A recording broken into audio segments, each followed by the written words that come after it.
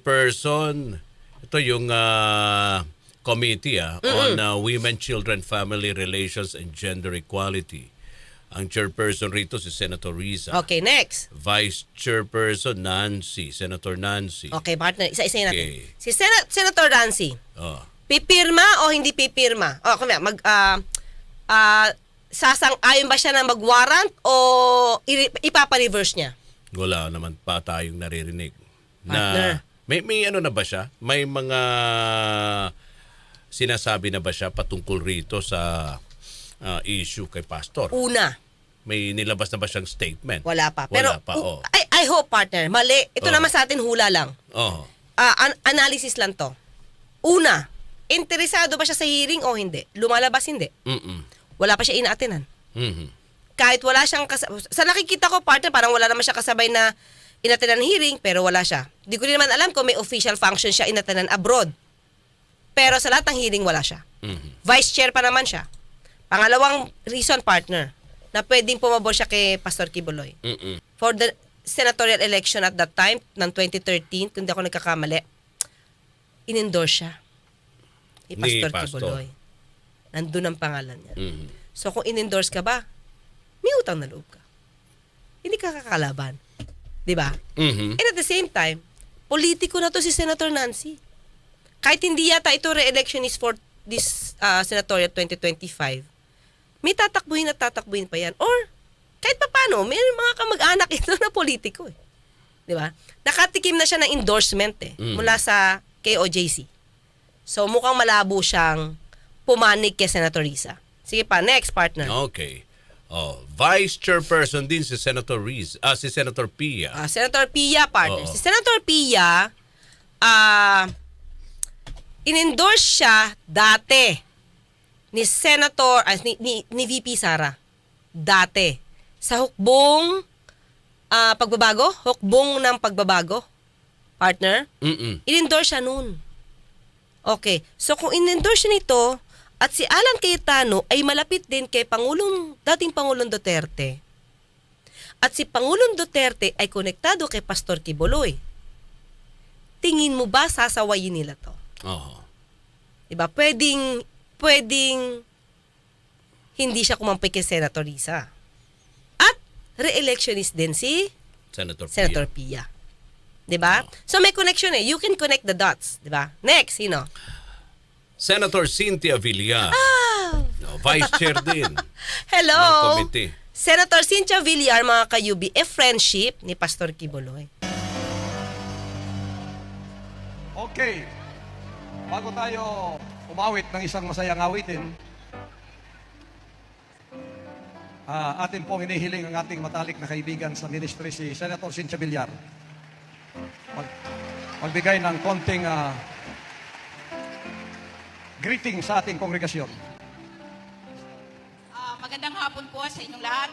Ako po ay nagagalak na makasama kayo ngayong hapon dito sa napakagandang pagtitipon at magandang mensahe ni Pastor Kibuloy.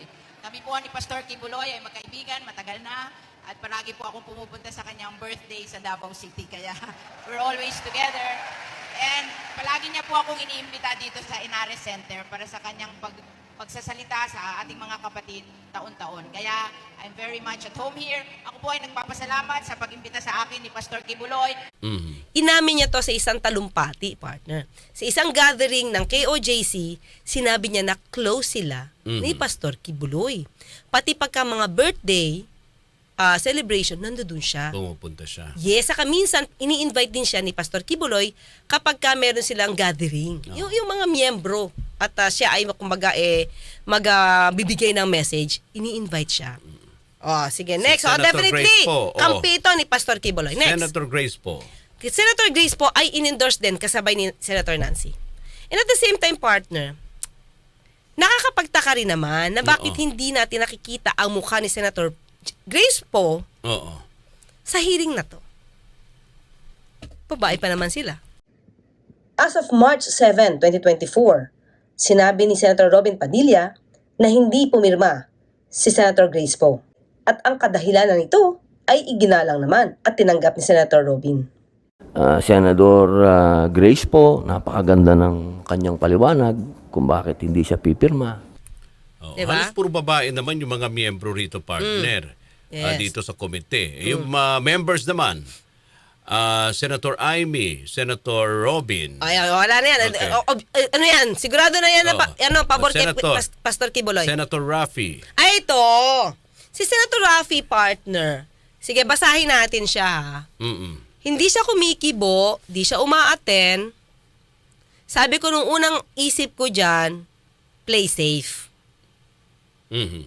Kasi, kung tatakbo siya sa higher position, sa susunod na mga taon, iniisip niya, pwede niyang isipin na makakatulong sa kanya yung mga miyembro nito. Kasi millions din ang miyembro nito, partner. Oo. Pero, inisip ko hinihintay ko ngayon ang magandang aksyon ni Senator Raffy. Mm-mm. Bakit, mga kayubi? Kakampi ng inaapi. Yun yung kanyang Battle cry. okay. He's known for that. Oo. So, kakampi ng inaapi, hindi ba dapat mas makialam ka dito? So, hindi natin alam, kasi hindi naman siya in-endorse ni Pastor Kibuloy, partner.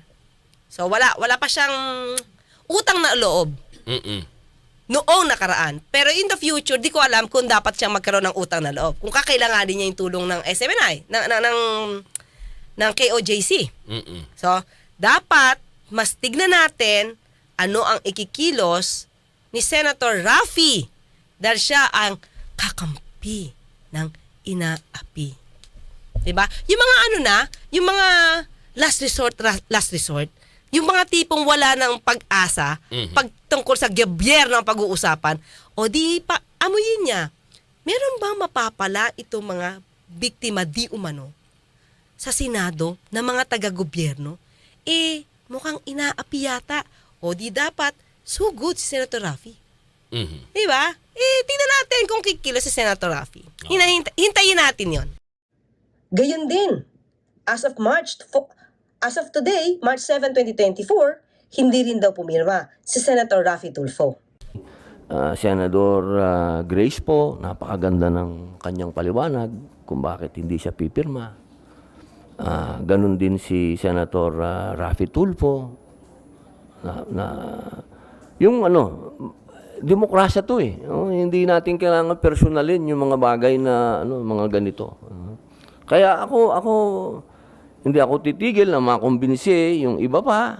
Halimbawa, Si Senator Bongo kasama Ay, din. obvious miyembro din ba, siya. partner? Hindi, di ba? Oo. Pastor Kibuloy, alam mo kung bakit, partner? Oo. Chismis ko sa'yo. Oo. Ito wala siguro nakapansin, ha? Marites yan. Oo. May nakita kasi akong video. Oo. Nino? Parang scandal. Hindi naman Oo. scandal, partner, ha? Video ni Video. Ni Senator Bongo. Senator Bongo. Ano yan? Ito Anong yun, video partner. Naku, mga kayubi, Naku. mabibigla kayo Oo. dito. Oo. May nakita ko na video Oo. ni Chris. Ni Chris Aquino? Oo. Okay. Pati si Senator Bongo. Chris Okay. na lang. So, video nilang dalawa. Old video na to. Teka lang, baka ma-misinterpret na iba. Tatapusin ko Hindi, muna. okay, Natatawa okay, ko sa hindi, sarili oo. ko Okay. Oo. Ni Chris TV. Okay. Dinala siya doon sa Glory Mountain. Okay. Si Senator Bongo nagdala sa kanya. Dumalaw si Chris. Siguro parang na-feature niya sa Chris TV. Okay, yung Glory Mountain. Yes, nandun si Okay. Pastor Kibuloy. Oo. Okay. Pero syempre, di ba, ang focus mo kay Chris, saka kay Pastor Kibuloy. Mm-mm. Pero partner, Mm. habang dinadala ni Pastor Kibuloy, si Chris Aquino, Oo. doon sa parang, pinuntahan nilang parang restaurant, Oo. partner, sa Glory Mountain. Aba, Oo. nung nasipatan ko, Oo. nasa likod, si Senator- si Senator Bongo. Oo. Anong ginagawa sa Mukhang alalay na rin siya noon ni Pastor Kibuloy. Hindi ba kasi namahan lang? Kasi nung time na yon senator na siya. Hindi! Hindi ba? Chris TV pa kaya? Oo. Kasi 'di ba, siya Parang panahon nito, Oo, parang nasa siguro... LGU pa siya eh. 'Di ba? Nasa LGU pa siya connect. Nandun siya sa office ata ni Mayor. So? That time, former So? President Duterte. So sinamahan siya ko bilang bisita. LGU tayo, partner, ha? Oo. Local government pinag-usapan Oo. natin. Bakit ang KOJC ba local government? Hindi naman, Sinamahan lang siya kasi nandoon sa lugar. nandoon sa Davao. So sinamahan niya si Chris doon sa Glory Mountain. Hindi. Oo. Hindi Bilang yun. bisita, tinanggap ng ng Ng Davao. local? Oo. Hindi. Eh di dapat vice mayor. Ah, Dapat vice mayor. Ay, bakit si Senator Bong? Years bago na-complete ito. We, hindi What? mo mapaniwalaan, 6 Na? months. No. We built this up in 6 months. Why? 1,500 workers, 8-hour shift each, 24 hours. Tell me what this area is. This is our Victoria's Restaurant, reception area. Sa gabi, yung sa taas, pang dinner buffet sa gabi. Boss. Ito, kung may nakita sa Nice. tulad mo. Ganda, beautiful. ang Nasa likod. no. Actually, hindi naman siya pinakilala doon sa video na yon, partner. Hindi naman siya na introduce as Oo. Bongo. Oo. Basta nasa likod lang siya. Oo. 'Di ba? Looking around. So it means, 'di ba, Oo. since day one, partner, close na siya kay kay Pastor Kibuloy. Mhm. Oo. Panoorin niyo yung video na yon. Nasa YouTube pa rin ba 'yun? Oo, kaya ako nga siya nakita. Hay! Oo. Si Senator Bongo pala to! Bakit nasa likod ni Pastor Kibuloy? Mhm. So definitely, kay Pastor Kibuloy yan, si Senator Bongo. So no doubt. So ilan na yan? Mhm. Matatalo talaga si Senator Risa. Sino pa, partner? Senator JV. So may maasahan ba tayo sa kanya? Oo. I doubt. Oo. Diba? Okay. As of now, ayon kay Senator Robin Padilla, 5 pa lang na senador ang pumipirma at umaayon sa kagustuhan ni Senator Robin Padilla na maibasura ang order of contempt laban kay Pastor Kibuloy. Tapos na po, nakapirma na po si ma'am naman eh. Oh. Ma'am, ito, sabihin ko na para si Senator Senator Ejercito, Senator Cynthia Villar, Senator Marcos, tapos ako, pang-5. Pero ilang oras matapos ang press conference ni Senator Robin Padilla, binawi na ni Senator JV Ejercito ang kanyang pirma. Sabi ni DK David, halata ako. Kakampi daw ako ni Pastor. Sabi ni ni DK David, halata ka Marcelino ka. Kakampi mo si At kayo talaga. Hindi. Kayo naman. Napaka-judgmental. Tinitignan lang din natin. Di ba para at least, yung kabilang side din. Oo naman, dapat binibigay both lang din sides. natin, oo. Yun lang din na naman ang dapat din nating tignan. Okay, sino pa ba? Sino pa? Si Senator Mark. Oo. Ito tahimik to, partner. Oo, tahimik lang yan. Wala akong narinig na Partner! sinabi. Oo, pero kahit wala yan sinabi, nangangamoy.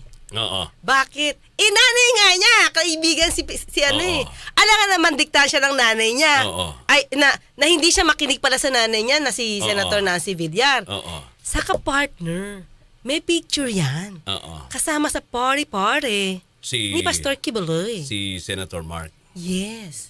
Kasama nga si Saan yung party? si Senator Francis Kung kasama Tolentino pala nung birthday. Kasama pala pa sa party partner. Yun ba talagang maano mo na kaagad? Ano? Na-close sila? Oo, close sila. Bakit, partner? Or, yun na Ikaw ang- ba pwede ka oo. mag-gate crush kay party ni Pastor Kibuloy? Hindi, yung mga iniimbitahan lang naman talaga ni O, di ba? Pastor. Pupunta yung ka lang mga- naman doon kasi kung close mga kayo. Talagang kilala eh. Oo. Di ba? Mga personalidad. Yes. Oh. So, mga kayubi, the way I see it, Oo. sana mali. Sana mali ang Oo. analysis natin. Oo. Pero, mananalo rito, si Senator Robin, makukonvince niya talaga sa dami niyan, And sa partner. tingin ko, partner, sa mga sinabi mo, hindi na kailangan pagkumbinsihin ni Senator Robin. Oo, kung no? ganun ang sitwasyon, di ba? Oh. Yung mga binanggit mo na lahat kilala. Hindi lang basta kilala si Pastor, di ba? Naging ano pa partner, di ba? nagkaroon pa ng tawag nito, ano bang termino na po pwede nating gamitin? Banding. Nagbabanding-banding pa sila. Saka may gratitude. Yes. Oo. Kung gamitin yung gratitude. Yun. Yun ba yun? And Oo. future assistance for the votes. Yun, Di yun. ba? Oo. Kasi hindi pa rin mawawala na talaga meron pa rin hatak si Pastor Kibuloy, partner. Marami pa rin talaga naniniwala sa kanya. Kasi syempre, partner, di naman din natin masasabi na guilty naman siya talaga agad, partner. Oo. Kaya lang, syempre, mas maganda sa mga senador na to, pakinggan nyo lahat, partner, tandaan mo yung ibang hearing na ordinaryo. Ordinaryo lang. May kaso na, Senator Amy. Aralin mo to, ha? Maraming hearing dyan na may kaso na. Tandaan mo, ulitin ko to kasi tandang-tanda ko to. Kaso ni Nanay LV. May kaso na. Sinabi na ng lawyer ni Nanay LV na may kaso na. Bakit nyo pinatawag? Ha? Yung mag-asawa na pinagbibintangan nyo, may kaso na. So what's the difference, Senator Amy? Diba? Iba talaga kapag ka pwedeng tumulong sa botohan at yung taong hindi naman makakatulong sa sa botohan. Yun lang yun. Simple as that. Diba? No comment na ako, partner. Sabi ng mga ano rito, but sinabi na lahat ni attorney na pagsasabi. Hindi, oo. Well, nasa sa atin na po yan, no? Sa ating mga kababayan, lalo digit. Karamihan rito, mga re-electionist, partner. Okay? Yes. Kung sila ho ba talagang para sa taong bayan o para kanino ba? Diba? Well, anyway, same with dito sa pinag-uusapan nga, partner, sa patungkol kay Pastor, although sinasabi may punto din sila, bakit hindi na lang derecha dalhin sa korte? Okay? Partner. Kasi kung in aid of legislation, meron sila iba pang mga siguro nakikita, partner, at hindi naman tutumbukin at aapihin doon, may mga biktima naman. Bakit hindi? Diretso na lang para at least malalaman, partner. Anyway, ang sinabi naman ng DOJ, okay, nagbaba na ng order na pupwede uling i-review ng prosecutor na para buhayin uli yung kaso. Okay. Oo. Kukunin ko yung ano mo, ha, partner, Oo. ha? Yung depensa mong yan, Sige. partner. Nako. Hindi. Kung yan Delikado ang ako magiging rito. depensa ng lahat, partner, Oo. or reason, ground, Oo. na hindi na magtuloy ng hearing Oo. sa Senado, Senator Amy, Oo. pigilan mo yung mga senador dyan nagdadala nagdadala ng kaso Oo. para ma-resolve dyan kahit na may kaso na. Diba? Ito, may kaso si ayoko nang banggitin kasi sabihin nila kung sino. May mga senador, partner, na nagbibigay sa kanila ng issue, dadalhin sa Senado. Kahit may kaso. Kahit iniimbestigahan na ng polis. Kahit, tandaan mo, partner, yung mga polis, tandaan mo to, kaninong kaso to? Yung minura-mura nila, Senator Jinggoy. Oo. Diba? Minura-mura itong mga polis. Yung tungkol sa drugs, partner, yung parang nagkabigayan ng, I forgot na yung mga pangalan na. Pero ito yung mga polis na involved dun sa parang nawalang drugs, nagkaabutan ng maleta ng drugs, parang partner ganon, di ba? Kaya tinutukoy nila, ano nangyari? May kaso to, Senator Amy. Bakit? Bakit nyo pa pinutuloy sa Senate hearing? Unang report na ginawa ninyo, yun, ito na. Ayaw ninyo magka-problema kaya gusto nyo mag-stick dito at the expense of the truth. Ayaw nyo palabasin. Kaya nga, inaamin na nga ni former PDIC Director, General Domingo, na nagsimula ng isang maling report. Ngayon, lahat na mali-mali na kasunod. Dahil itong affidavit niyo, these are drawing. Drawing na affidavit ito dahil resulta ito sa pagsusumikap na hindi kayo masira dahil nga may previous kayong attempt na i-cover up yung pagkahuli ni Mayo. Diyan ngayon nagkalit-silit sa operation ninyo. May kaso. Yung expert na real estate, magaling mag-value ng market value ng real estate. At yun ang kinukonsulta ninyo, independent, hindi yung magtatrabaho. Of course, these people doesn't know. Nung nilawag po kasi sila nun, sir, yung time na lumapit po sila sa amin. Actually, ang sabi ko namin sa kanila, we will comply with the decision of the Supreme Court. We will give them the 1/3. We will portion the property and we'll give, ibibigay ko sa kanila yung 1/3 portion. Please proceed. Attorney Doral, sir. Like you, I'm a lawyer. Same is true with Attorney Gascon. I heard you earlier say, also in the previous hearing, that you are no longer questioning the portion of the Supreme Court decision that said 1/3 belongs to the workers, right? Yes, Your Honor. So, now, this was... Yung mga empleyado doon. Oh, may kaso sa Supreme Court yan. May decision pa. Pero under MR pa. May pending MR. Eh bakit nagkaroon ng hearing sa Senado? Kung yan ang bibigyan nyo sa aking ground. Eh di dapat hindi. Ang nangyayari kasi sa Senado, may favoritism. Pag kinikilingan nyo, pagkakampi nyo, ang batas, sabihin nyo, ay sa court na lang. Eh bakit yung ibang ordinaryong kaso? Pinapasok nyo dyan sa Senado. Di ba? Samantala may kaso na talaga. Nasa Supreme Court pa. Sabi niyo po na pumunta kayo sa barangay at nagsumbong, tama? Opo, totoo po yun. Sino pong sinumbungan niyo? Mga kasama niya po doon. Tapos nandun po siya doon sa loob ng City Hall. Nasa loob. Siya. Sinabi niyo po na sinasaktan kayo, kaya kayo nandun sa barangay. Opo. Ang ano dito, Chairman, hindi mo ginawa yung trabaho mo. Dapat kasi tinanong mo din siya kung ano po ba ang sitwasyon, ba't kayo nandito sa barangay. Natural yun eh. Yun ang una mo dapat ginawa, Chairman. Huwag mo akong ganun-ganun na sa tenga, uupakan kita. Maniwala ka sa akin. So, bakit po ganito? Saan kayo dumulog, attorney? Per information conveyed to me by the uncle, the uncle of LB, the case was referred to, I don't know, a police or NBI, but they were asked to produce everything. So they asked me to prepare a document, but when I talked to LB, I realized that the case can be filed directly with the Office of the City Prosecutor, considering the fact that she was illegally detained in Mamburao and was rescued at Batangas City on June 28, 2023. So I directly filed the case before the Office of the Prosecutor than to refer the matter to the police or the NBI. Di ba? Samantala may kaso na talaga. Yung nasa korte at yung nasa senate, halos pareho ang paksa. No? Sabihin na natin, iba yung sa Congress. Ang problema, ang Senate, hindi naman prosecutorial body. Parati tayo in aid of legislation. Talaga bang in aid of legislation ito? Yeah. Oo naman, pero yung sabay-sabay mong kinakasuhan, pwede rin magdahilan na hindi naman dapat sabay-sabay. Higit sa lahat, may pending na sa court, pare-pareho naman yung paksa, bakit uulitin pa? O bakit? Anong pagkakaiba? Di ba? Dapat yun ang sanagutin. Sabi ko nga, pagka nakaharap si Senator Raimi, sarap cross-examination. Ito na. So hanggang bukas magkita at magkarinigan tayo. Ako po sa Tony Claire Castro, ipapalalang, huwag tulugan ang inyong mga karapatan. At ako naman ang inyong lingkod, Radyoman Rod Marcelino.